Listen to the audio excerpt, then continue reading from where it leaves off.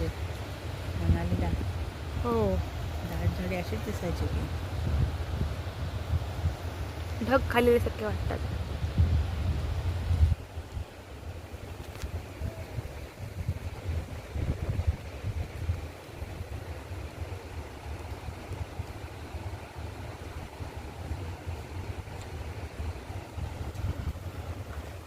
तो जो पॉइंट आहे ना हा, ह्याच्या पलीकडे उडी मारून जावं असं वाटतं.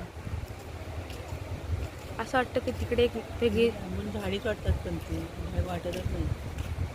तिकडे एक वेगळं जग आहे असं वाटतं.